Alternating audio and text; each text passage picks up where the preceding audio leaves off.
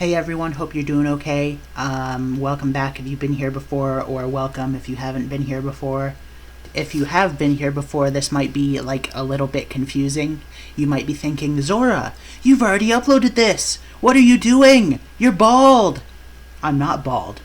But also, the audio for parts 1 through 4 of this series are really bad.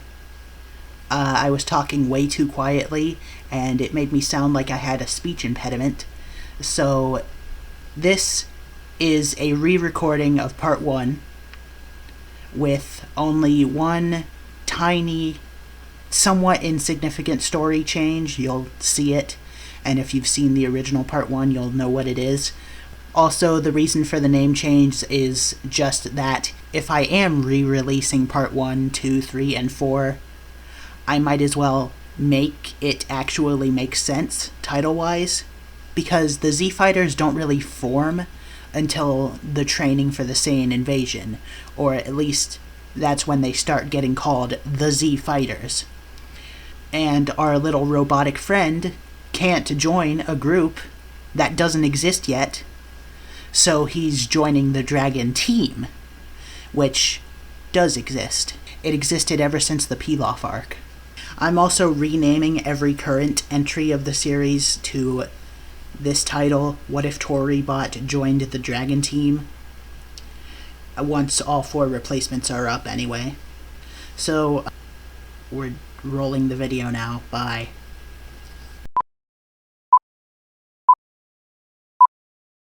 We begin our story on a hot summer day in Penguin Village. Tori-bot sits outside in his lawn chair, sunbathing. Why does he need to do this if he's a robot? He's trying to get a tan, actually. Yeah, that would improve his looks, wouldn't it?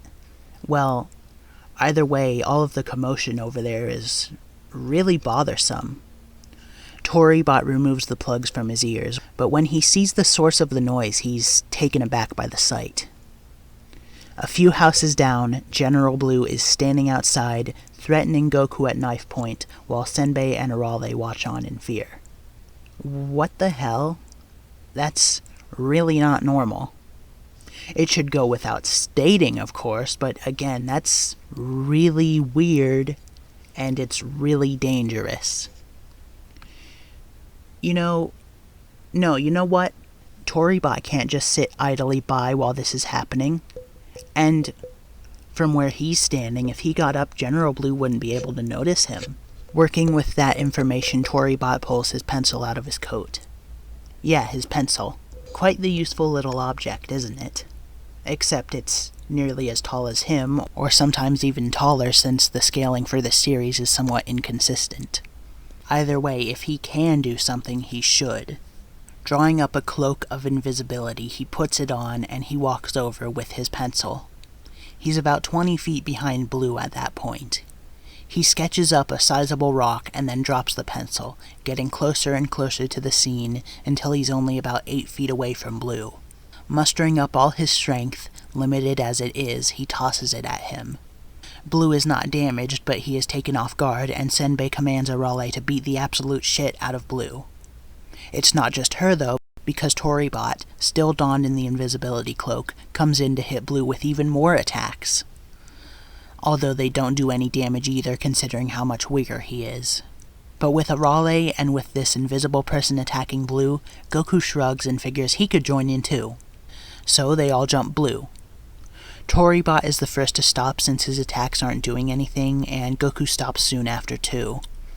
Arale keeps beating on him, and eventually throws him so far that he actually ends up in a field far, far away. Does that mean anything? Probably not. There's no way he could survive injuries that intense, unfortunately for him. So we bid Blue adieu. Toribot takes off his invisibility cloak and asks Senbei what that was all about. Senbei has no clue. Goku pipes up in his place and explains his conflict with the Red Ribbon Army. Toribot hears about this, and an idea pops into his head. Toribot does not like these Red Ribbon Army soldiers, especially if they plan to kill children to accomplish their goals. And this kid, Goku, seemingly has a pretty interesting life. Maybe not an ideal life, since children shouldn't be forced to fight at such a young age, but still, it's interesting. It would make for a good story, and it would sell pretty well. And he hasn't been getting much jump work recently, so if anything would kick his career back into gear, this might be it. Arale comes back. Goku chats with her for a little bit, and he's just about to get on the Kinto-un and leave until Tori-bot gets up and approaches him. He asks him to wait for a second, which Goku responds confusedly to. Tori-bot compliments Goku on his courage and strength against General Blue. Goku accepts, still confused. Tori-bot then says he wants to follow Goku around to tell his story. Goku questions why, to which he receives the response that Tori-bot is a manga artist. This is true to Tori-bot's character in Dr. Slump, so it applies here as well. Goku is a little receptive, but he doesn't actually know what manga is. Tori-bot explains that manga is another word for comics, and Goku, I think, would probably know what comics are, so he mulls it over and accepts Tori-bot's offer. Goku tests if Tori-bot can get on Kinto-un or not, and while Tori-bot is by no means a bad guy at all, pure of heart is somewhat of a stretch given his character in Dr. Slump. If you don't know, he runs these get-rich-quick schemes that usually end up backfiring on him, to say the least. But he really only does those scams so he can get more money, so he can have better living conditions, so he certainly isn't a bad dude. This all being said, Tori-bot just has to cling to Goku to ride with him. There's also the fact that he's a robot, and we might be able to get into the can robots be good, or can robots be bad, or would the Kinto-un even acknowledge this dilemma? I don't know. But he's not pure of heart anyway, so we'll just use that logic. Colonel Yellow and his soldiers rudely request Bora to hand over a Dragon Ball, which he declines, and ends up having to fight them off for. Bora kills the soldiers, but Colonel Yellow escapes in an airplane. While Bora buries the soldiers, Yellow returns and scoops up Upa, stealing him to use as a hostage.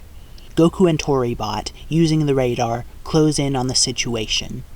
Goku has the Kinto-un swoop in, and this time Tori-bot has to take Upa into his arms since there might not be enough room for all three of them up there. Unfortunately, since Yellow was on call with Officer Black and Commander Red, this means his failure enables Tao Pai Pai's arrival. Tao is sent to Yellow's last known location at Korin's sanctuary, and he begins his pillar plight. Meanwhile, Goku and Tori-bot are talking to Bora and Upa about Korin's sanctuary, and in particular, the tower. Tori-bot views it as great inspiration for a story, and makes a note of it in his head. But just as the conversation's about to end, Mercenary Tao arrives. Tao announces that he will be killing Goku on behalf of the Red Ribbon Army, and also he will be taking the Dragon Balls. Bora steps up and tells Tao that actually no, he's not allowed to do that because Goku saved his son's life. Bora attacks Tao with his spear, which is blocked with a single hand. Toribot feels a sense of fear and dread, but he retrieves his pencil anyway. He knows it's the right thing to do, and he only has one shot at this. While Tao is busy swinging Bora around by his spear, Toribot takes one big swipe at Tao, swiping across his chest with the eraser. Tao drops Bora, letting him thud to the ground and thankfully avoid getting impaled, and he grasps at his chest, feeling searing, hot pain. Tao is running around screaming in agony. Toribot is really proud of himself over this because he didn't even know if he'd be able to pull that off, but he tried it anyway and he succeeded. Gosh, he's feeling brave today, isn't he? Bora gets up and tries to attack Tao, and while he does land some blows, Tao isn't focusing on him at all and evades most of his attacks entirely unintentionally. Goku tells Bora and Toribot to get away, which they do, and Goku hits Tao dead on with a Kamehameha wave. This actually gets Tao's attention back on the battle. He swallows his pain for a moment, shooting back at Goku with a Dodon Paw. Just like in canon, the Dragon Ball protected him. Because Tao has been so heavily damaged, which is to say parts of his chest literally do not exist anymore, he's satisfied with killing Goku and leaving with the Dragon Balls. Tao doesn't really feel like sticking around here. He doesn't view Bora or Upa as threats, especially since Upa never attacked him, but Tori-bot and his eraser are very scary and have dealt a significant amount of damage to him. I mean, literally wiping parts of him away, out of existence. You would be afraid too. And since he was only sent to kill Goku, that's all he's gonna do. Except, he didn't really kill Goku because Goku was protected, but, He grabs the Dragon Balls, grabs the pillar of the Red Ribbon Army's tower, tosses the pillar into the air, hops onto it, and goes off to find some clothes. Bora solemnly gets his shovel, preparing to dig yet another grave today. However, when he lifts Goku's body to take him to the burial grounds, he starts to stir, and the Dragon Ball falls out of the hole in his gi, tumbling to the grass. Goku awakens, dazed from the attack.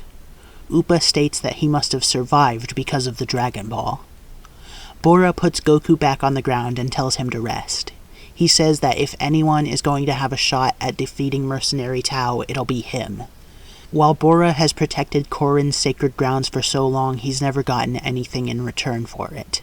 And his hope is that he can climb Korin's tower to receive the sacred water and be granted higher power. Bora instructs Upa to take care of Goku and Toribot while he's away. Bora takes the Dragon Ball with him for safekeeping and jumps upward, clinging to Korin's tower. In my eyes, the reason that Bora is the one to be doing this is that Bora is basically at 100% and Goku just ate a whole Dodon Paw. In my eyes, it would take Bora the same amount of time as it did Goku.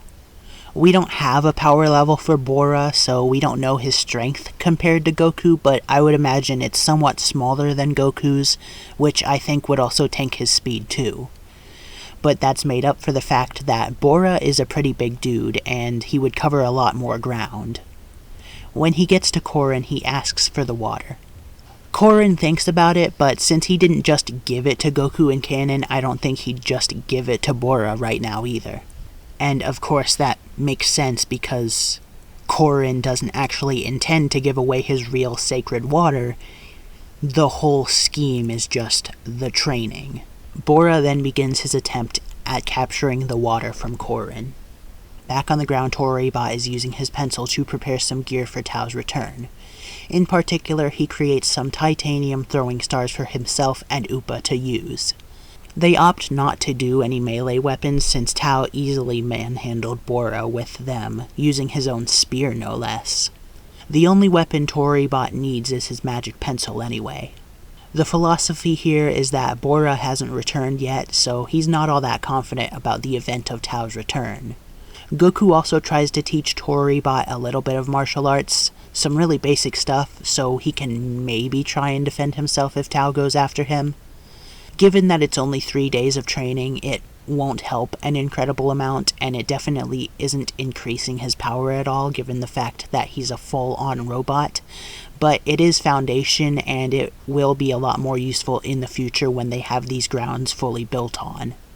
Korin tosses the 4-star ball down to the ground like he did to test Goku, and Bora chases after it. He bears witness to Toribot practicing martial arts moves. He picks up the Dragon Ball, shakes his head, and climbs back up Korin's tower. A lot faster this time, which proves Korin's point that he was getting stronger. During the night, Bora never even considers taking Korin's sacred water, since that would be pretty mean, and that would be pretty unfair.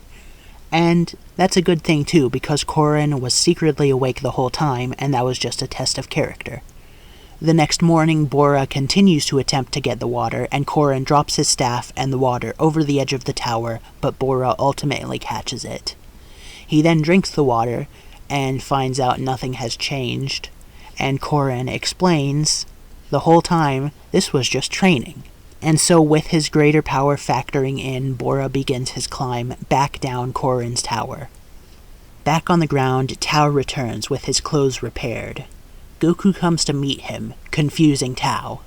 He tells Goku to hand over the Dragon Ball or he'll just send him back to hell again. Goku shrugs, replying that he doesn't have it.